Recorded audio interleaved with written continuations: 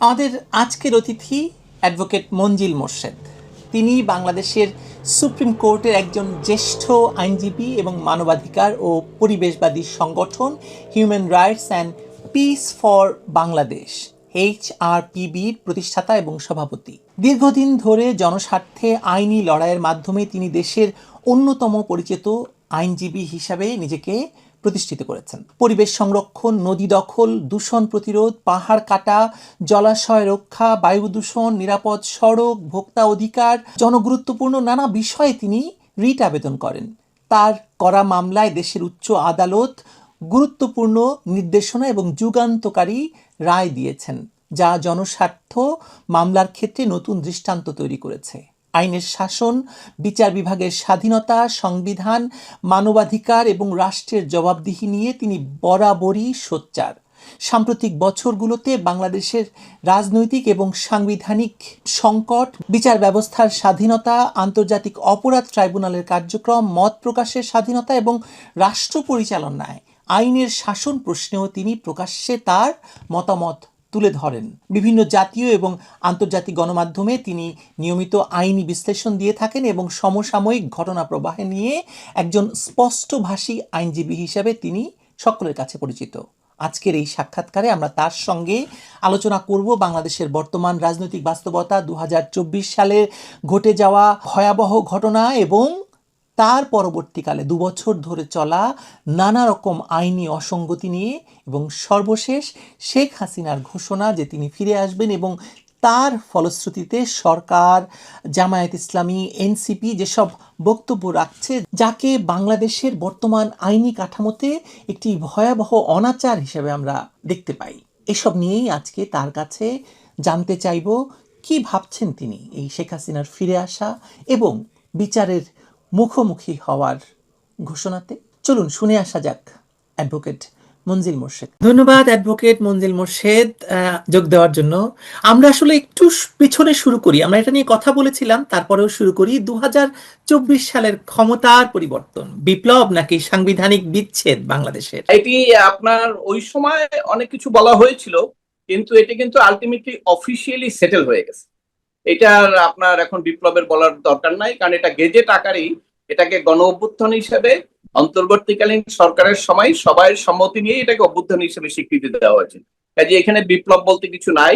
আর ওই সময় যারা বলছিলেন, বিভিন্ন রেফারেন্স দিচ্ছিলেন, রাশিয়ান বিপ্লব, ফ্রান্স বিপ্লব, তো ওই জায়গাটায় তারা বিপ্লব বলতে খুব ভালো লাগে, কিন্তু ওইখানে ওই দুইটা জায়গায় যে রেফারেন্স দিচ্ছেন, চিলির বিপ্লব, ও প্রত্যেকটা বিপ্লবের সঙ্গে আপনার একটা সশস্ত্র যুদ্ধ সম্পৃক্ত থাকে। বিপ্লব কখনো সশস্ত্র যুদ্ধ ছাড়া হয় না। হ্যাঁ, আর এই রাজনৈতিক পরিবর্তন আন্দোলনের মাধ্যমে যদি হয় সেটাকে গণ অভ্যুত্থান বলে। এই কারণেই কিন্তু আলটিমেটলি সরকারের পক্ষ থেকে সকল রাজনৈতিক দলের সিদ্ধান্তের প্রেক্ষিতে এটাকে গেজেট আকারে প্রমাণ করে এটাকে গণ অভ্যুত্থান বলা হয়েছে। কিন্তু এখন যে ধরুন সংবিধান নিয়ে একটা বড় ধরনের ক্যাওস তৈরি হয়েছে, সংসদে প্রতিদিন এই ক্যাওস দেখতে পাচ্ছি আমরা। আমরা একটা কনস্টিটিউশনাল রাপচারের দিকে যাচ্ছি কিনা? এই যে ইউনূসের সরকার ক্ষমতায় বসা এবং একটি নির্বাচন হওয়া, এটা তো সংবিধানের ধারাবাহিকতা ক্ষুণ্ণ হওয়া, কারণ প্রধানমন্ত্রীর পদত্যাগপত্র নেই, স্পিকারের পদত্যাগপত্র নেই, শুধুমাত্র রাষ্ট্রপতির অধ্যাদেশে। আপনার কি মনে হয় না যে এটা এক সময় না এক সময় প্রশ্নবিদ্ধ হবেই? না, সংবিধানের বিষয় নিয়ে কোনো বিতর্ক নাই। সংবিধানের নিয়ে একমাত্র বিতর্ক হতে পারে যখন কেউ যদি আদালতে যায় যে সংবিধানের এটা ব্যাখ্যাটা কি, তখন দুই পক্ষের মধ্যে বিতর্ক হলে আদালত একটা সিদ্ধান্ত দিয়ে দেন। এখানে সংবিধানের বিতর্ক কিছু নাই, কারণ হলো সংবিধান নিয়ে যে কথাটা বলা হয়েছিল যে অধ্যাদেশ জারি, মূলত সংবিধানের ক্ষমতাকে খর্ব করে, বাইপাস করে রাষ্ট্রপতি যে অধ্যাদেশ জারি করেছিলেন, এটা বহুদিন আগে প্রথম আমিই বলেছিলাম যে এই অধ্যাদেশ জারিটা রাষ্ট্রপতির ক্ষমতার বহির্ভূত, এবং এটার জন্য ভবিষ্যতে ওনাকে অভিযোগও আসতে পারে ওনার বিরুদ্ধে। এবং পরবর্তীভাবে রাজনৈতিকভাবে বিএনপিও সেটা নির্বাচনের পরে, আগে অবশ্য তারা বলেনি, তা নির্বাচনের পরে তারা বলেছেন, এবং ওই সংবিধান সংস্কার পরিষদের সদস্য হিসেবে তারা ওতো নেননি, ওখানে বলে দিয়েছেন এটা সংবিধানের কোনো ধারাবাহিকতা না। কাজে এখন সংবিধান নিয়ে কোনো বিতর্ক নাই। যেটা করছেন সেটা হলো যারা রাজনীতি করছেন তারা তাদের রাজনৈতিক মতাদর্শ এটা বলতেই পারেন, তাই না? এটা তো তাদের কথা, এটা আজীবন চলতে থাকবে যে রাজনীতিটা করে। বলেছিলেন, আমার সাথেও সাক্ষাৎকারে বলেছিলেন যে ডক্টর ইউনূসের বিচার হতে পারে। কোন আইনের ভিত্তিতে আপনি কথা বলেছিলেন? না, সেটা তো শুনেন, সেটা তো আপনি যদি জিজ্ঞেস করেন, সেটা আমি সেদিন বলেছি। এটা হলো আপনি জানেন যে আমাদের মার্শাল্লাহ বঙ্গবন্ধুকে হত্যা, জিয়াউর রহমানকে হত্যা, তারপরে অনেকবার মার্শাল্লাহ, এরশাদের মার্শাল্লাহ, এই সবকিছুর পরে আপনার মার্শাল্লাহ জিনিসটা কিন্তু বন্ধ হয়ে গেল এবং 91-এর ক্ষমতার পরে আপনার মার্শাল্লাহ কিন্তু আর আসে নাই। কিন্তু এটার ক্যারেক্টারটা একটু অন্যভাবে চেঞ্জ হয়ে গেল। সেটা হলো যে যখনই বিশেষ করে যারা বড় প্লেয়ার, রাজনৈতিক প্লেয়ার, বিশেষ করে আমি মুরব্বীদের কথা বলতেছি, আন্তর্জাতিক মুরব্বী, তারা অনেক সময় আপনার সেনা সমর্থিত সেনা সমর্থিত অথবা বুদ্ধিজীবী অথবা অন্তর্বর্তীকালীন সরকার বিভিন্ন ভাবে তারা এটা বসাতেন। এবং এই কারণে শেখ হাসিনার সরকার 15তম সংশোধনী যখন করেছেন তখন ওর ভিতরে একটা সংশোধনী এনেছিলেন। এটার আরো একটা কারণ হলো এর আগে আবার 5th অ্যামেন্ডমেন্টের যখন জাজমেন্ট হয়, সেই জাজমেন্টের মধ্যে এই প্রশ্নটা আসছিল যে হঠাৎ করে কেউ এসে ক্ষমতা দখল করে সালাম আলাইকুম দিয়ে বসে গেল, এটা তো সংবিধান অ্যালাউ করে না। কিন্তু অ্যালাউ না করলেও তো আমাদের দেশে হয়ে গেছে, অনেকগুলো জিনিস হয়ে গেছে। ওইটা চ্যালেঞ্জ করার পরে কোর্ট ওইখানেই কিন্তু মতবাদ দিয়েছে যে এই ধরনের বিষয়টা সংবিধান পরিপন্থী, কিন্তু আমাদের সংবিধানে এটা শাস্তিযোগ্য অপরাধ হিসেবে ছিল না। 15তম সংশোধনী যখন করে শেখ হাসিনার দল, তখন এইটাকে আর্টিকেল 7 এর সঙ্গে এ যোগ করলো, আর্টিকেল 7A। এই 7A তে এটা সংযুক্ত করা হলো যে সাংবিধানিক প্রক্রিয়া ছাড়া, অর্থাৎ নির্বাচনের মাধ্যমে তো ক্ষমতা পরিবর্তন হয়, সরকার পরিবর্তন হয়, এর বাইরে কেউ যদি সংবিধান লঙ্ঘন করে ক্ষমতা দখল করে তাহলে এটা আপনার একটা অপরাধ হিসেবে বিবেচিত হবে। এবং এইটা এই কারণে আপনি দেখবেন যে এই সংশোধনীর পর থেকে কোন রকম কিন্তু ক্রাইসিস হয়েছে, কিন্তু ক্রাইসিস অনেক হয়েছে, কিন্তু কোন রকম কেউ আসেননি, সালাম আলাইকুম দিয়ে আসেন নাই বা অন্য কোনো পদ্ধতিতেও আসেননি। কারণ হলো তখন এই সুযোগটা ছিল না। যদি আসতেন তাহলে তাদেরকে ফেরত যাওয়ার সুযোগ ছিল না। কারণ ফেরত যেতে গেলে আপনাকে পুরো সংবিধান বাতিল করে নিজেদের মতো একটা পার্লামেন্ট তৈরি করে তারপরে তাকে ফেরত যেতে হবে।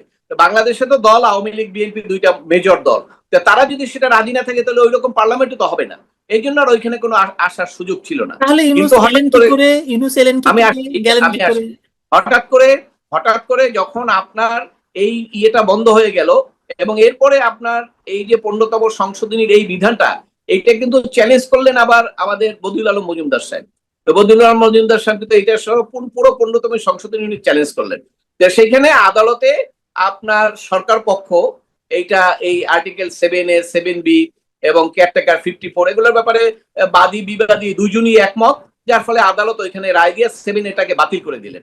যেদিন বাতিল করলেন সেদিনের পরে এরপরে সংবিধান পরিপন্থী ভাবে যদি কেউ আসে, ডিপ স্টেট যদি এখন মনে করে যে কালকে একটা সরকার গঠন করবে তারেক জিয়াকে বাদ দিয়া, এটার সুযোগ তাদেরকে আছে, কেন ওইটা অপরাধ হবে না, কেন ওই 7A তো আর নাই। এখন এই প্রশ্নটা আমার কাছে করা হয়েছিল, আমি ওই জন্যই উত্তর দিয়েছি যে ডক্টর ইনুস যখন এসছে অবশ্যই সেখানে এটি একটা পরিবর্তন ছিল এবং সেখানে গণ অভ্যুত্থান হিসেবে এটাকে বলা হচ্ছে, কারণ অনেক মানুষ সেখানে এই পরিবর্তন চেয়েছিল। কে কিভাবে চেয়েছিল সেটা ভিন্ন দৃষ্টি। কারণ আপনার 5ই আগস্টে আমার দৃষ্টিতে আমি যতটুকু অ্যানালাইসিস করেছি মোর দ্যান 50%, মানে একটা মেজরিটি পিপলই চেয়েছিল ক্ষমতার পরিবর্তন, যেহেতু গণতন্ত্র আইনের শাসন অনেক দুর্বলতা দেখা দিয়েছিল। কিন্তু ঠিক 15 দিনের মধ্যে বা 1 মাসের মধ্যে যখন দেখা গেল যে ওই প্রত্যাশাটা, মানুষ যে প্রত্যাশার কারণে পরিবর্তন চেয়েছিল সেটা ছিনতাই হয়ে গেছে। অর্থাৎ ব্যাকগ্রাউন্ডে অপর একটা গ্রুপ ছিল যারা নাকি মেটিকুলাস ডিজাইন করেছিল এবং বিশেষ করে মুক্তিযুদ্ধের পরাজিত শক্তি, তারা যখন বঙ্গবন্ধুর 32 নম্বর বাড়ি ভাঙা শুরু করলো, স্বাধীনতার বিভিন্ন স্মৃতি ধ্বংস শুরু করলো এবং যখন বলা শুরু করলো যে আপনার জাতীয় সংগত পরিবর্তন করতে হবে, সংবিধান ছুঁড়ে ফেলে দিতে হবে, ঠিক তখনই এই যে একটা বড় অংশ মানুষ তারা তখন বুঝে গেল যে আমাদের যে চাওয়াটা সেই চাওয়াটা আর থাকলো না, এটা ছিনতাই হয়ে গেল। মোর্শেদ, এই যে জুলাই দিবস বলে একটা মানে দিবস ঘোষণা করা হয়েছে এবং সেই দিবসে বিভিন্ন আলোচনায় বিশেষ করে আব্দুল কাদের নামে একজন ছাত্র নেতার আলোচনায় বেরিয়ে গেল যে সেনাবাহিনী সিগন্যাল দেওয়ার পরপরই তারা এক দফা ঘোষণা করেছিল সেই ইয়েতে। তাহলে এটা আপনি গণ অভ্যুত্থান কি করে বলবেন? 1 নাম্বার কথা, কারণ সেনাবাহিনী তাদেরকে সিগন্যাল দিয়েছিল এবং সেনাবাহিনী বলেছিল তারা সরকারের নির্দেশ মানবে না, তারা এই যে জনগণ যাদেরকে আমরা বলছি তাদের কথা মানবে। তাহলে এটাও তো এক ধরনের সেনা কুই হয়ে গেল, হলো নাকি? আমরা দেখলাম যে বঙ্গভবনে কে গেলেন? বঙ্গভবনে গেলেন ওয়াকারুজ্জামান। বঙ্গভবনে উনি গেলেন আমার উপর আস্থা রাখেন এবং উনি ডাকলেন রাজনীতি মানে মানে রাজনৈতিক দলগুলোকে এবং উনি মানে ক্ষমতার কেন্দ্রেই অবস্থান করলেন, মানে ডক্টর ইউনূস না আসা পর্যন্ত। মানে উনি ক্ষমতা নিজের হাতে না রেখে দিয়ে দিলেন ডক্টর ইউনূসের মানে প্রদান করে। না হলে আর ইউনূসের পাশে যদি উনি না থাকতেন বা সেনাবাহিনী না থাকতো সমর্থন, তাহলে কি এই গণ অভ্যুত্থান থাকতো? না, অবশ্যই, কারণ আপনার দৃষ্টিভঙ্গিটা এইভাবে আমি আলোচনা করি দেখি। সেটা হলো ধরেন 90-এর গণ অভ্যুত্থান, সেটিও যখন নুরুদ্দিন যদি না বলতো যে আমি আর্মি নামাবো না, তাহলে ওই গণ অভ্যুত্থানও সফল হতো না। কারণ আপনি জানেন যে তৃতীয় বিশ্বের দেশে আর্মি হলো একটা বেসিক বড় ফোর্স। আর্মি যদি গভর্নমেন্ট থেকে তাদের সাপোর্ট তুলে নেয়, তাহলে ওই সরকার পতন করে। এবং আপনার তেসরা আগস্ট প্রধানমন্ত্রীর বাসায় এই সেনাবাহিনীর প্রধান সকলের কিন্তু মিটিং হচ্ছিল। সেখানে কিন্তু প্রধানমন্ত্রীর নেতৃত্বেই সবাই ছিলেন এবং তারা বলেছিলেন তারা এটা করবেন। কিন্তু ততদিন পর্যন্ত আপনি 5ই আগস্টের ঘটনা একটা, আর এর আগে আমি যেটা বলছি সেখানে মানুষ যে এর আগে পরিবর্তনের কথা বলেছেন এবং সেখানে যে রাস্তায় লোকজন ছিল, শুধু বিএনপি জামাত না, সাধারণ মানুষ। এবং কি আপনি জানেন যে আমাদের যে প্রাক্তন প্রধানমন্ত্রী শেখ হাসিনার যে পিএস আপনার বড়ুয়া ও ব্যারিস্টার বড়ুয়া, যে সে কিন্তু কয়েকদিন আগে বলেছেন এবং আওয়ামী লীগের আরো একজন নেতা বলেছেন এবং আমাদের অভিজ্ঞতা যে আওয়ামী লীগের অনেক লোকজন, আওয়ামী লীগ বলতে আওয়ামী লীগ সমর্থক, তারাও চেয়েছেন এইভাবে দেশ চলবে না, কারণ দুর্নীতি অন্য কারণে পরিবর্তন চেয়েছিলেন। এটাকে আমি কোনোভাবেই বলবো না, আমার অ্যানালাইসিস এটা আসবে না যে এই পরিবর্তনটা মানুষ চায় না, চেয়েছিল। কিন্তু সেই পরিবর্তনটা যে উদ্দেশ্যে চেয়েছিল সেইটা ওই 1 মাসের মধ্যে যখন নাকি দেখলো যে একটা ছিনতাই হয়ে গেছে, তখন থেকে তারা মুখ ফিরিয়ে নিয়েছে এবং তারা হতাশ হয়ে ঘরে বসে গেছে। এবং এই কারণে কিন্তু আপনি দেখবেন প্রথম 2 মাস কিন্তু আওয়ামী লীগের পক্ষ থেকে কোনো নেতা কোনো কথা বলেননি, তারা অবজার্ভ করেছেন কি হয়েছে। এবং আলটিমেটলি যখন মানুষের মধ্য থেকে এই জিনিসগুলো আসলো, 32 নম্বর ভাঙার পরে রিকশাওয়ালা একজন ওখানে ফুল দিতে যায় বা একজন নায়িকা ওখানে প্রতিবাদ করতে চায়, এটা কিন্তু একদম সিম্পল, এটা পলিটিক্যাল লোক না, সাধারণ মানুষ। তারপরে কিন্তু এই সিনারিওটা চেঞ্জ হয়েছে এবং সেটা ইউনূস সরকারের পদক্ষেপের কারণেই। এই যে আপনার 5ই আগস্টের পরে যে আওয়ামী লীগের সমর্থন যে বাড়লো, এই সমর্থন বাড়ার একমাত্রই কারণ হলো, সেটা হলো ডক্টর ইউনূসের বিভিন্ন পদক্ষেপ। এবং ডক্টর ইউনূস 5ই আগস্টের যেভাবে মানুষ পরিবর্তন চেয়েছিল, জাস্ট ক্ষমতা যাওয়ার পরে যদি তত্ত্বাবধায়ক সরকার গঠন করে নির্বাচন দিতেন, সমস্ত দল সেখানে অংশগ্রহণ করব, সেই ক্ষেত্রে আওয়ামী লীগও কোনো কথা বলতো না। কেন বলতো না? কেন 2 মাস তো কিন্তু কথা বলে নাই তারা। কেন বলতো না? যে পরিবর্তনটা এটা আওয়ামী লীগের ভিতরেই অনেকেই চেয়েছেন, যে এটা তো অনেকদিন থেকে ক্ষমতা থাকলে যেটা হয়, তাদের নেতাদেরকে নিয়ন্ত্রণ করা যাচ্ছিল না, ব্যাংক ট্যাঙ্ক সবকিছু, অনেক নেতাদের দল, অনেক জেলা ছিল তাদেরকে, অনেক জেলায় ছিল পুলিশ তাদের অধীনে, সবকিছু মিলে একটা অব্যবস্থা ছিল। এবং এই কারণে তারা কিন্তু তখন ওই জিনিসটা নির্বাচনটাকে মেনে নিত, কোনো বলতো না যে আমাদেরকে কেন সরানো হলো। এখন আপনি যে প্রশ্নটা তুলছেন খুবই পার্টিনেন্ট। 3 তারিখে যখন সেনাপ্রধান তার আর্মিদের সঙ্গে কথা বললেন, এবং আমি ব্যক্তিগতভাবে 3 তারিখ রাত্রে আমি ক্যান্টনমেন্টে গিয়েছিলাম। আমি গিয়েছিলাম এই কারণে যে আমি যে ওখানে যে অফিসারদের সঙ্গে কথা হলো তাদের ভিউজটা জানার জন্য। তা আমি গেলাম, যাওয়ার পরে ওখানে যে আমার পরিচিত অফিসার তার বাসায় গেলাম, শুনলাম যে আপনাদের কি আলোচনা হয়েছে। সেখানে বললাম যে ফিল্ড লেভেল থেকে সবাই বলেছে যে এই ধরনের বিশৃঙ্খলার মধ্যে সেনাবাহিনীর ব্যাপারে তারা মতামত দিয়েছে যে তারা এই জিনিসগুলো অগ্রসর হতে চায় না। এটা কিন্তু একটা সিম্পল, কিন্তু আমি কিন্তু আরো ব্যাকগ্রাউন্ডে এখন অনেক কিছু বেড়ে গেছে, ওগুলোও কোনো বিষয় না। প্রথম বিষয় হলো যে দরকার তো ultimately he is close two doctor Yunus, এবং সেই কারণে সে জাতিসংঘের নাম ব্যবহার করে, আপনি জানেন যে জাতিসংঘের নাম ব্যবহার করে প্রধান সেনাপতিকে থ্রেট দেওয়া হয়েছে যে আপনি যদি যান তাহলে কিন্তু এই সেনাদেরকে আমি পাঠিয়ে দেবো। এবং আপনি জানেন যে সেনাবাহিনীর একটা সবচেয়ে বড় সমস্যা, এই বিদেশে যারা থাকেন তারা যদি কিছু না চান তাহলে সেটা সেনাপ্রধানের পক্ষে করা সম্ভব না। শুধু আপনাকে একটা তথ্য দিয়ে রাখি, এখানে শুধু ভলকার তুর্ক নন, এখানে আইরিন খানও যুক্ত ছিলেন। আইরিন খান তখন নেপথ্যে কাজ করেছেন এই পুরো মানে ইয়েতে, জাতিসংঘের। সেটা আরো মানবাধিকার সংগঠন অনেক আছে, সবাই হিউম্যান রাইটস ওয়াচ টোয়াচ সবাই বলছে, কিন্তু সেটা না। যে ঘটনাটা আসছে সেটা হলো এই থ্রেটটা কিন্তু পরবর্তীকালে আসছে এবং সেখানে কিন্তু সেনাপ্রধান, যে আপনি বলছেন যে সেনাপ্রধান, যে আমার অ্যানালাইসিস, সেনাপ্রধান যে নিজেই অনেকদিন আগে থেকে এই পরিকল্পনা করে সরকারকে সরিয়েছে, আমার কাছে এটা মনে হয় না অ্যানালাইসিসে। কারণ হলো যে সেনাপ্রধানও যখন কথা বললেন সবার সঙ্গে এবং ইন্টারন্যাশনাল চাপটা আসলেন, তখন ওনার সিনারিও পরিবর্তন হয়ে গেছে। এবং ইউনূসকে যে সে বসাইছেন না, সেটাও আপনি জানেন যে হাসানাত আব্দুল্লাহ অনেকে কিন্তু ওনার ব্যাপারে অনেক কথা বলেছেন, যে উনি কিন্তু যখন ইউনূসের কথা বলছে উনি তো কনভিক্টেড। তারপরে এই কথাও বলেছে হাসনাত সরাসরি যে আমি অনেক বুকে কষ্ট নিয়ে মেনে নিলাম, তাই না? এবং সেনাপ্রধান কিন্তু প্রথম থেকে যারা আওয়ামী লীগের চলে গেছে অন্যরা কেন করতে পারবে না, এই প্রচেষ্টা কিন্তু বলা হয়েছিল। কাজে এখন যেভাবে একটা বিভিন্ন ভাবে সেনাপ্রধানকে একদম পুরোপুরি আওয়ামী লীগ অপসারণের নায়ক তৈরি করা হচ্ছে বা বলা হচ্ছে, আমার অ্যানালাইসিসে সেটা মনে হয় না। ঘটনা পরিক্রমায় সেটা হয়েছে, সেটা বাস্তবতা।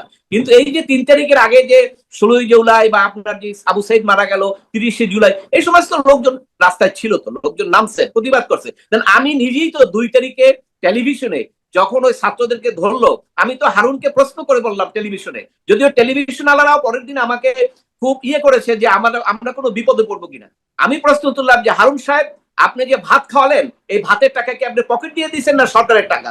সরকারের টাকা হলে আপনি ব্যাখ্যা দেন, আর পকেট দিয়ে দিলে আপনিও সেই হিসাব দেন আপনার ট্যাক্সের টাকা কিনা। এটা এই ধরনের কথা তো হয়েছে, আমরাও তো বলেছি সেটা। কিন্তু ঘটনা হলো 5ই আগস্টের পরের সিনারিও, যেখানে দেখা গেল যে হ্যাঁ, অনেক মানুষ চাইলেও সেই মানুষগুলো যখন দেখেছে যে এটা ছিনতাই হয়ে গেছে এবং এটা মূলত মুক্তিযুদ্ধ বিরোধী একটা শক্তি ব্যাকগ্রাউন্ডে নিউক্লিয়াসই থেকে তারা এই কাজগুলো করেছে। এবং আপনি জানেন 32 নম্বর ভাঙার পরে প্রথম স্টেটমেন্ট দিয়েছে সকাল, পরের দিনই সকাল 6টা 6:30টায় পাকিস্তান ইন্টেলিজেন্সের চিফ, সে স্টেটমেন্ট দিয়ে বলেছে যে এইখানে পাকিস্তান ভাঙার ষড়যন্ত্র হয়েছিল, সুতরাং এটা যথার্থ কাজ, এটা পাকিস্তান গভর্নমেন্ট দেয় নাই, পররাষ্ট্র মন্ত্রণালয় দেয় না। সবচেয়ে বড় কথা মঞ্জিল মোর্শেদ, এই যে জুলাইয়ের যে বর্ষপূর্তি, সেটা পাকিস্তানে বিরাট ভাবে রাষ্ট্রীয় ভাবে পালিত হয়েছে।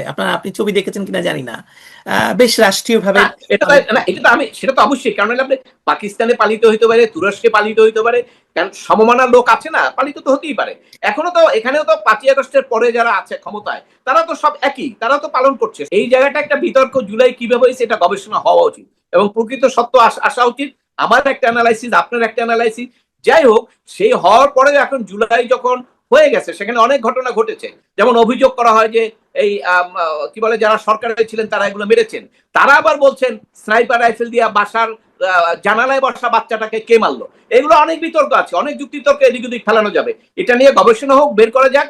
কিন্তু রাজনৈতিক দলগুলো তাদের কথাগুলো বলবে তারা। কিন্তু আমি যেটা বলতে চাচ্ছি সেটা হলো 5ই আগস্টের যে মুভমেন্ট, আগে সেখানে জনগণ সম্পৃক্ত হয়েছিল, অন্তত ম্যাক্সিমাম না হোক না, আওয়ামী লীগের তো 30% আছে, কারণ 70% হলেও হতে পারে। কিন্তু আলটিমেটলি তারা পরবর্তীকালে ছিল না, যখন তারা দেখেছে যেটা ছিনতাই হয়ে গেছে। এরপরে আপনার প্রশ্নের জবাব, ডক্টর ইউনূস সাহেব যখন ক্ষমতা নিলেন, আপনি প্রশ্ন করছিলেন তার কি ওই 7A বিচার হতে পারে কিনা।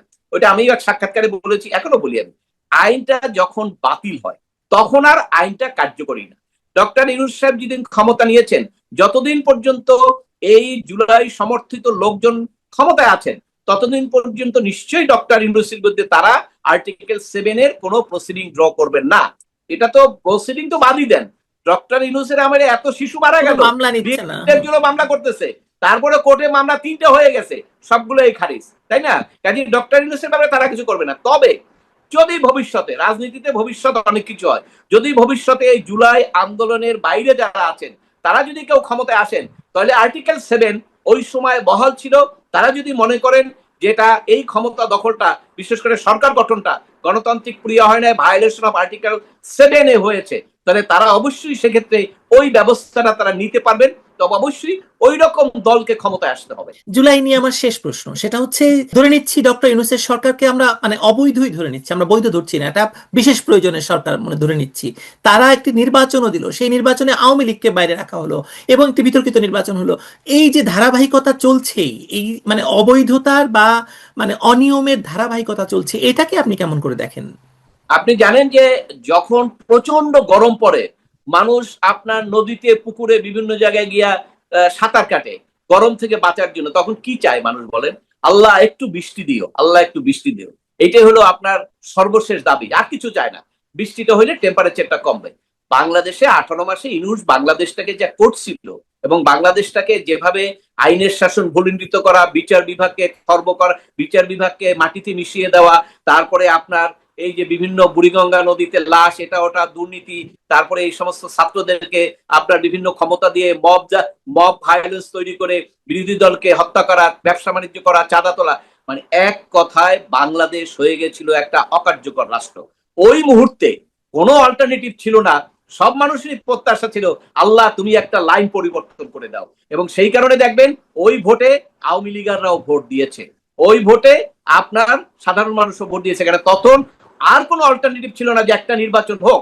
এবং অবশ্যই এটা আমিই বলেছি, এই নির্বাচনটা সার্বজনীন না। নির্বাচন সার্বজনীন হতো সব দল আসলে। এখন একটা প্রশ্ন আসবে, সব দল আসবে কিভাবে? ধরেন অনেক তো সাংবাদিকরা তো অনেক কিছু করে, আপনারা শুধু বারবার এই যে জরিপ করে প্রতিবেদন দিচ্ছিলেন এই যে আওয়ামী লীগ এত সিট পাবে এত সিট পাবে, তো এই অবস্থা কি আর আওয়ামী লীগকে নির্বাচনে আনা যায়? যখন নির্বাচনের আগে এইভাবে জরিপ আসতেছিল যে আওয়ামী লীগ আবার ক্ষমতায় চলে যাচ্ছে, তখন ওই এটা তো সদ্য মাত্র ১.৫ বছর আগে জুলাই হয়েছে, ওই জুলাই যারা আন্দোলন করেছেন, যারা ক্ষমতায় বসেছেন, আওয়ামী লীগ, জামাত, বিএনপি সবাই তো মিললে তো সেক্ষেত্রে তারা তো আর কোনোভাবেই চাইবে না যে আর একটা নির্বাচনে আবার আওয়ামী লীগ একটা স্ট্রং অন্তত ক্ষমতায় না আসুক, তার ১০০ সিট পেয়ে যাক, তাহলে তো জামাত বিরোধী দল হয় না। সেই জন্য তখন ওখানে তাদের সেই জন্য কি নির্বাহী আদেশে আওয়ামী লীগের মতো একটি দলকে নিষিদ্ধ করা যায়? এটা কি সংবিধান সম্মত?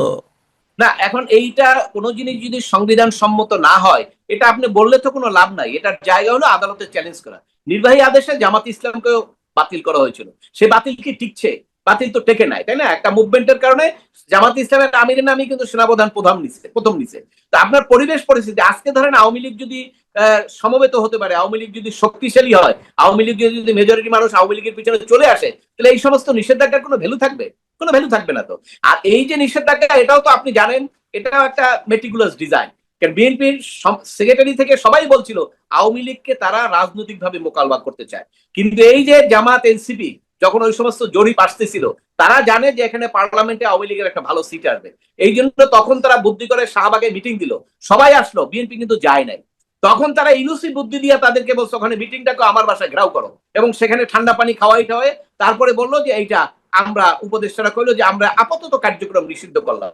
ডক্টর ইউনূস তো নিজে ইন্টারন্যাশনাল ইন্টারভিউতে বলছে কোন পলিটিক্যাল পার্টিকে আমি করব না। কেন করলো? ওই যে একটা কারণ, কারণ আপনারা এমন ভাবে জরিপ টরিপ করতেছিলেন, আসলে বাস্তবতা যে আওয়ামী লীগের একটা বিরাট অংশ আবার ভোটে চলে আসবে, এইটা তারা অ্যাকসেপ্ট করতে পারে না যে আওয়ামী লীগ কেন এখনই আবার আসবে। এই জন্য আলটিমেটলি তারা সমস্ত করে একদম আওয়ামী লীগকে বাদ করে তারা একটা নির্বাচন করেছে। নির্বাচনটা জরুরি ছিল, কারণ হলো দেশের পরিস্থিতি ভয়াবহ ছিল, দেশটাকে টার্ন আপ করার জন্য নির্বাচন জরুরি ছিল।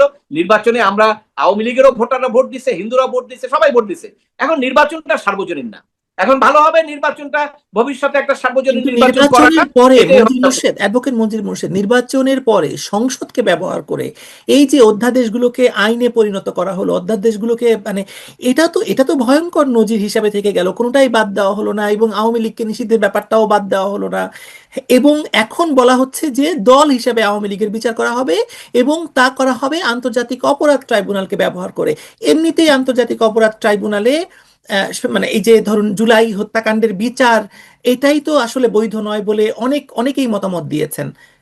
না দেখুন, আপনার শেখ হাসিনার ফাঁসি তো অনেকদিন আগে হয়েছে, তাই না? অনেকদিন আগে হয়েছে, স্বাভাবিক আলোচনা চলছিল। এখন কিন্তু প্রশ্ন আসছে উনি এসে আপিল করবেন। তা আপনারা যেটাই দেখেন, এই যত আইন করুক, যত কানুন করুক, আলটিমেটলি জনগণ যদি পক্ষে থাকে, এগুলো সব বাতাসে উড়ে যাবে। কারণ হলো যে অর্ডিন্যান্স অ্যাক্ট করতে হয়, সব সব অর্ডিন্যান্স কিন্তু অ্যাক্ট করে নাই, তাই না? অধ্যাদেশ, ওই আদেশ যেটা, ওটাও কিন্তু করে নাই, গণভোটও কিন্তু করে নাই। কাজে তারা করেছে, ইভেন আবার তার মধ্যে মানবাধিকার কমিশন, তারপরে বিচার বিভাগের, এগুলো আবার বাদ দিছে, অনেকগুলোই করে নাই। কিন্তু বিএনপি তো আপনার এখন পর্যন্ত তো বিএনপি তো আর আওয়ামী লীগের শরিক না। আওয়ামী লীগের শরিক তারা। মূল রাজনীতিতে যদি গণতান্ত্রিক রাজনীতি বলেন, সবচেয়ে বিপক্ষ দল দুইটা কে কে? বিএনপি আর আওয়ামী লীগ, নাকি অন্য কেউ তো না, অন্য কেউ তো কাছাকাছি ভোট নাই। তাহলে সেক্ষেত্রে বিএনপি তো বিএনপি রাজনীতি করবে, এটা খুব স্বাভাবিক। এটা এক্সপেক্ট করার কোনো কারণ নাই যে বিএনপি আওয়ামী লীগকে রাজনীতির মাধ্যমে তারা বসে একদম সিটে দিয়ে দেবে। এটা চিন্তা যারা করেন তারা, আমি মনে করি যে তারা সঠিক চিন্তা করেন না। কারণ রাজনৈতিক বিরোধিতা হলো দুইটা দল। ইন্ডিয়াতে ধরেন কংগ্রেস আর বিজেপি, ওই কংগ্রেসকে কি কোনো সাইড দিচ্ছে মোদী সরকার? দিচ্ছে না তো। এখানেও আওয়ামী লীগ বিএনপি বিরোধ, কেউ কাউকে সাইড দিবে না। সাইডটা আসবে জনগণের মধ্যে, লিগাল ফাইটের মধ্যে। এখন আপনি যেটা বলছেন যে এই যে আইন করে নিষিদ্ধ, আবার ট্রাইব্যুনালে বিচার হবে, এটা তো আমি ওদিন বলেছি ইন্টারভিউতে যে একটা দলের বিচার হবে, হতে পারে আইনটা যেহেতু করছে। আইনটা কিন্তু এখনো অ্যাবসলুট না। আইনটা কি আপনি কালকে চ্যালেঞ্জ করবেন না? এটা তো না, তাই না? কালকে তো আপনি চ্যালেঞ্জও করতে পারেন। তো চ্যালেঞ্জ করলে আইন থাকবে কি থাকবে না, এটাও তো একটা বড় প্রশ্ন। এগুলো তো সময় বলে দিবে অনেক। এখন এই যে দলের বিচার করবেন, হ্যাঁ দলের বিচার হতে পারে, ওই আইনে যতটুকু আছে। আইন থাকবে কিনা এটা একটা বড় প্রশ্ন। তারপরে আইন আছে, আইনে করতে পারেন। তখন প্রশ্ন আসবে, আওয়ামী লীগ কি তার প্রেসিডিয়াম অথবা কার্যকরী কমিটির মিটিং এ সিদ্ধান্ত নিয়ে কোন লোককে মারার রেজুলেশন আছে আপনার হাতে? যদি আপনার রেজুলেশন না থাকে, তাহলে আওয়ামী লীগ দল হিসাবে এই অপরাধ করেছে আপনি কিভাবে প্রমাণ করবেন? আপনি মিডিয়ায় বলতেছেন, সবকিছুই বলতেছেন, কিন্তু কোর্ট জিনিসটা তো আলাদা। আদালতের জায়গাটা তো আলাদা, ওখানে তো সংবিধান আইন কানুন নিয়ে যুক্তিতর্ক হয়। না না, ওখানে তো প্রশ্নটা তো সেইখানেই মনজিল মোর্শেদ, অ্যাডভোকেট মনজিল, আইন মানে আদালতটাকে তো সেভাবে রাখা হলো না। এই যে আন্তর্জাতিক অপরাধ ট্রাইব্যুনালে যতগুলো অনিয়ম হলো, বেচা কেনা হলো, রাজসাক্ষী কেনা বেচা হলো, আইনটা তো, আদালত তো আর আদালতের মতো থাকছে না। যদি থাকতো, যদি আদালত তার আইন তার নিজস্ব গতিতে চলতে পারতো, তাহলে আপনি এই কথা বলতে পারতেন। বাংলাদেশে তো সেটা না হলো না। না, আমি আমি বলছি আপনাকে, আপনি যে কথাটা প্রশ্নটা তুলেছেন, এই কথাটা বলার জায়গা শেষ হয়ে যায়নি তো। আজকে যখন শেখ হাসিনা আসবেন, উনি আপিল করবেন। আপনি আজকে যে কথাটা বলতেছেন এটার তো কোনো ভ্যালু নাই। কিন্তু কেন বলেছেন তো আপিল করার সুযোগ উনি পাবেন না, কারণ না এটা তো না এটা মন্ত্রীরা বলছেন না না সরকারের পক্ষ এটা থেকে। শুনেন, আপনি যদি রাজনৈতিক ব্যক্তিদের কাছ দিয়ে আপিলের কথা শুনেন তাহলে তো আপনি কনফিউজ হবেন। আপিল হবে কিনা এটা সুপ্রিম কোর্ট রুলস যারা জানে, যারা রেগুলার মামলা করে এবং তারা কোনো দলের প্রতিনিধি না, এরকম আইনজীবীকে জিজ্ঞেস করলে না পাবেন। আপনার মিডিয়া তো আপনার এক এক দলের লোকজনের কাছে সাক্ষাৎকার নিয়ে প্রকাশ করেন, ওই দলের পক্ষে যায় না ওই দলের বিপক্ষে যায়, এটা আপনারা বেশি স্বাচ্ছন্দ্য বোধ করেন। কেন একটা আইনি প্রক্রিয়া বা আইনি বিষয়ের উপরে আপনারা কেন প্রসিকিউটরের বক্তব্য নেবেন? আপনারা কেন একজন বিএনপি লোকের বক্তব্য নেবেন? আপনারা কেন একজন আইনজীবী, আওয়ামী লীগের আইনজীবীর বক্তব্য নেবেন? আইনটাকে জনগণের জন্য ক্লিয়ার করার জন্য আপনাদের দায়িত্ব ছিল নিরপেক্ষ আইনজীবী কারা আছে তাদের বক্তব্য নেন, তারা বলুক সংবিধানে কি আছে। আপিল করার রাইটটা নাই, কে বলছে আপনাকে? হু সেজ তার আপিল করার রাইট নাই? ওখানে তো রাজনৈতিক ভাবে প্রসিকিউটর নাহিদ ইসলাম, পররাষ্ট্র প্রতিমন্ত্রী এক এক ধরা বলতে পারে, কিন্তু ডক্টর জাহিদুর রহমান কি বলছেন বলেন না, ওনারও তো বক্তব্য। এখন রাজনৈতিক ভাবে কে কি বললো সেটা কথা না, কথা হলো যে সবচেয়ে আপিলের এখানে আরেকটি তথ্য আপনাকে আমি মানে স্মরণ করিয়ে দেই। আমাদের সামনে তো প্রেসিডেন্স আছে আপিলের। বাচ্চু রাজাকারের কথা আমরা যদি বলি, আমি তো প্রেসিডেন্টে যাব না। আমি কেন প্রেসিডেন্টে যাব? আমি তো আমার কাছে যে আইনটা আছে আমি আইনের উপরে থাকবো। আপনি শোনেন, আপনি ব্যাখ্যা করেন মানুষকে। রায় হয়েছে কোন কোর্টে? ট্রাইব্যুনালে। ট্রাইব্যুনালটা আমাদের সর্বোচ্চ আইন কি বাংলাদেশে? সংবিধান। সংবিধান, সর্বোচ্চ আদালত কোনটা? Supreme court. Supreme court. ট্রাইব্যুনালকে সুপ্রিম কোর্টের অধীনে। এখন ট্রাইব্যুনালের আইনে বলা আছে কোন সাজা হলে 30 দিনের মধ্যে আপিল করবেন। আচ্ছা, আপিল করার একটা প্রক্রিয়া আছে না? কোথায় লেখা থাকে সেটা? আপিলটা কোথায় হবে? যেখানে হবে সেই রুলসে। হাইকোর্টে আপিল হবে না, হাইকোর্ট রুলসে এটা নাই। সুপ্রিম কোর্টে আপিল হবে, সুপ্রিম কোর্ট রুলসটা পড়েন এবং যারা মানে নিরপেক্ষ লোক আছে তাদের জিজ্ঞেস করেন, আপনি নিজেও পড়েন, আপনি দল করলেও আপনি বুঝতে পারবেন ওখানে লেখা আছে আপিলটা কিভাবে হবে। 30 দিনের মধ্যে আপিল হলো অরিজিনাল আইনে। আপনি যখন আপিল করতে যাবেন ওখানে সুপ্রিম কোর্ট আবার কতগুলো ব্যবস্থা রেখে দিয়েছে। আপনি যদি দেরিতে আসেন, আপনি ব্যাখ্যা দিবেন আপনি কেন দেরিতে আসছেন, এবং সেইটা ব্যাখ্যা দিয়েই আপনি আপিল করলে ওই দেরিতে আসার অ্যাপ্লিকেশনটা অ্যালাউ করে আপিলটা এডমিট করা হবে।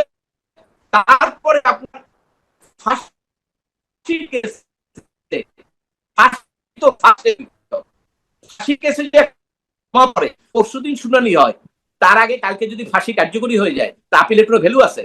আপনি বাংলাদেশের কোনো ইতিহাস পাবেন না খুঁজা একটা আপিল এরকম কোন হওয়ার কারণে ডিস্ট্রিক্ট কোর্ট একটা আপিল ফাঁসি দিয়ে দিয়েছে আর কার্যকরী হয়ে গেছে, একটা ইনস্ট্যান্স আপনি পাবেন না।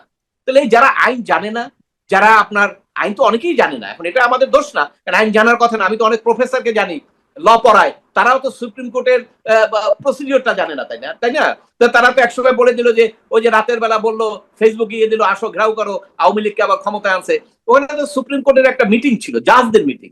জাজদের মিটিং এ কোনো রিপিটিশন হয় না, কারণ সেই প্রফেসর তো জানে না, কি করবেন আপনি? কিন্তু এটা তো ভয়াবহ ভয়াবহ নজির তৈরি হলো একটা, যে বাংলাদেশের সুপ্রিম কোর্টকে এবং কতগুলো নথি জ্বালিয়ে দেওয়া হলো। আপনার মনে আছে কিনা জানি না, না।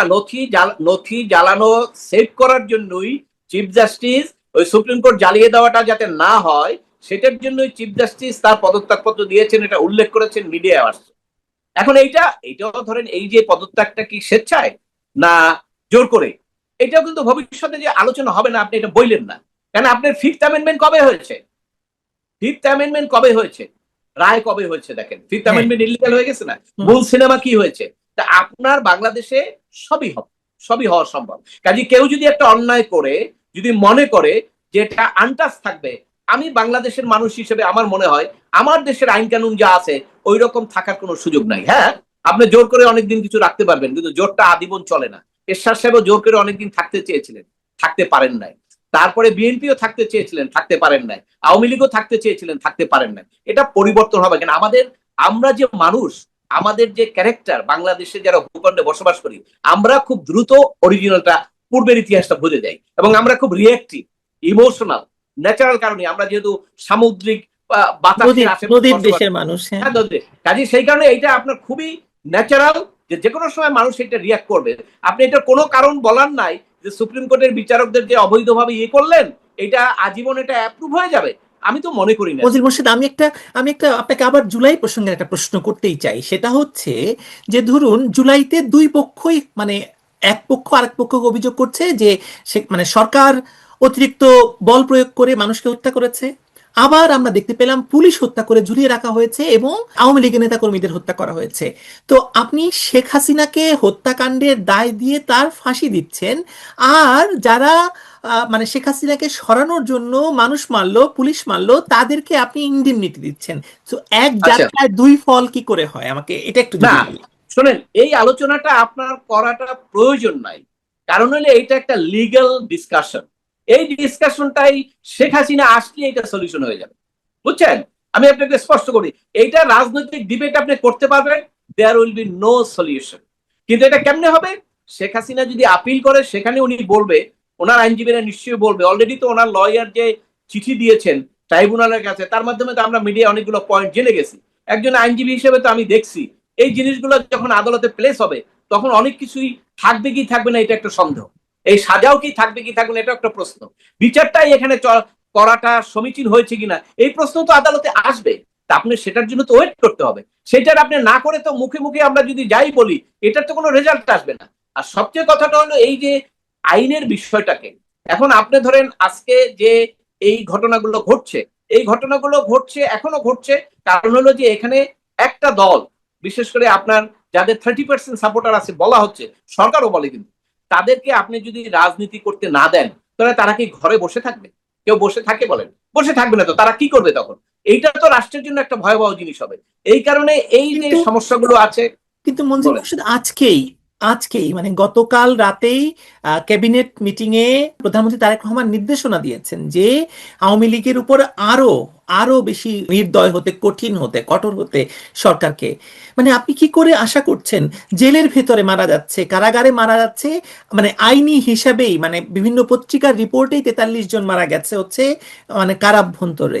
এটা তো আসলে একটা একটা দেশে এই অনাচার তো চলতে পারে না রাজনৈতিক দলের উপর। আপনি বেসিক জিনিসটাই একটু মাইনরিটি খেয়াল করতে হবে। নিশ্চয়ই, নিশ্চয়ই। একটা হইলো একটা হইলো আপনার তারেক রহমান কি এইরকম কোন সিদ্ধান্ত দিবে যে এই আওয়ামী লীগের রেজিস্ট্রেশনটা কাজ করতে দাও? এটা আপনি কিভাবে ভাবেন?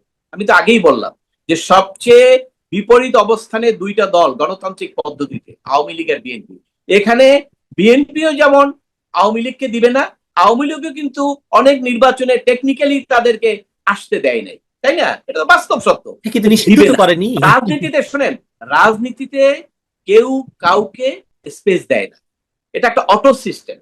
আপনার যেমন আপনার ধরেন না নিম্নচাপ হইলো, নিম্নচাপ হওয়ার পরে এইখানে যে আমার যে বাতাসের যে শর্টেজটা হলো সেইটা দেখবেন ঝড়ের মাধ্যমে এসে এটা ফিল আপ হয়ে যাবে। অতএব এই রাজনীতিতে কেউ কাউকে ওভাবে রাখতে পারে না, বরঞ্চ এই সিদ্ধান্তের কারণে আওয়ামী লীগ বা যে দলের উপরে নির্যাতন চালানো হয় সে দল তত শক্তিশালী হয়। এটা মনে করার কোনো কারণ নাই যে দলের উপরে নির্যাতন করলেই দলটা ভেনিশ হয়ে যাবে। যদি যাইতো তাহলে তো বিএনপি থাকতো না। বিএনপির কি একটা লোক কোথাও গেছে দেখছেন? বিএনপির উপরে জামাতের কি একটা লোক কোথাও গেছে? যায় না তো। এটা তো আমাদের এখানে তো ডাইনেস্টি পলিটিক্স, যে দল করে মইরা গেলেও ভাই ওটা লড়বে না সে। কাজে এখানে এইরকমই অবস্থা। কাজে সেখানে যদি আজকে ধরেন এই যে ধরেন আজকে ছাত্রলীগের মিছিলে লোক হয় কয়জন? 20 জন। কেন হয় না 500 জন? কারণ ওই স্পিরিটটা তাদের মধ্যে আসে না। তো এই যে কর্মকাণ্ড যারা করবে ওই করার কারণে তো আপনি 20-এর জায়গায় 500 হয়ে যাবেন। এটা তো আপনার রাজনৈতিক দল হিসেবে you will get the benefit. তা আপনার জন্য এটা হাউতোষ করার কি আছে? আপনি আরো বলেন যে সরকার যেন আপনার উপরে বেশি নির্যাতন করে, আপনাকে যেন একদম মাটিতে পিষে ফেলার পরিকল্পনা সরকার করে, দেন ইউ উইল রাইজ। এটাই তো ন্যাচারাল, এটাই তো রাজনীতির কথা। সর্বশেষ প্রশ্ন করি আজকের মতো, সেটা হচ্ছে এই যে শেখ হাসিনার দেশে ফেরার অধিকার রাষ্ট্র কি অস্বীকার করতে পারে কিনা? এক, ধরুন শেখ হাসিনা দেশে ফিরলেন এবং বিমানবন্দর থেকেই আদালতের কাছে আত্মসমর্পণ করতে চাইলেন।